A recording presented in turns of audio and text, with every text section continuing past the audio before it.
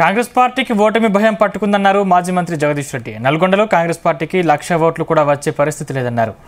అందుకే ఆ పార్టీ మంత్రులు కోమటిరెడ్డి వెంకటరెడ్డి, ఉత్తమ్ కుమార్ రెడ్డిలు అధికారాన్ని అడ్డం పెట్టుకుని బీఆర్ఎస్ నాయకులపై అక్రమ కేసులు బనాయిస్తున్నారని మండిపడ్డారు.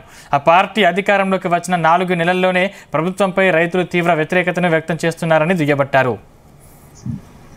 పోలీసు అధికారులాగానే వ్యవహరించండి.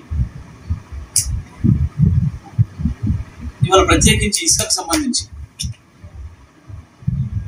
ఇటుక బట్టీలకు మట్టి దోపిడీ సంబంధించి పాపం గతంలో ఒక్క రోజు కూడా మేము ఎవరి జోలికి పోలేదు.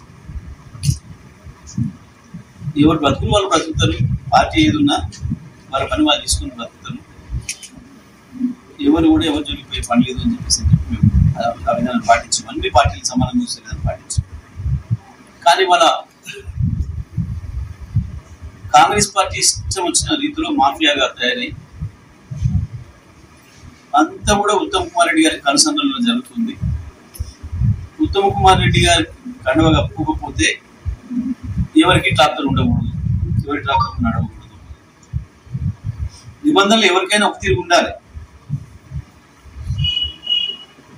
బీఆర్ఎస్ కండువ ఉన్న డ్రైవర్ ఉంటే ట్రాక్టర్ మీద ఆ ట్రాక్టర్ సీజ్ చేయాలి.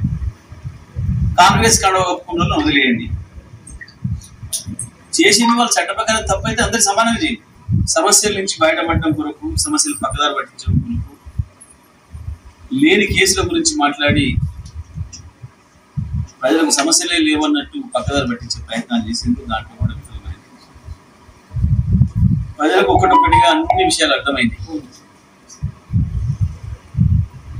వాయిదాల పద్ధతులు కూడా అర్థమైపోయినాయి. ఇక మామూలుగా చెప్తే నమ్మే పరిస్థితి లేదని చెప్పి దేవుళ్ళ మీద ఓట్లు పెట్టుకునే పరిస్థితి వచ్చింది. ఓట్లు కూడా తేలిపోయినాయి, ఛాలెంజ్లు తేలిపోయినాయి, అన్ని పోయినాయి. ఇప్పుడు వాళ్ళకి మిగిలింది ఒకటే మార్గం, పోలీసుల మీద ఆధారపడతాం. పోలీసు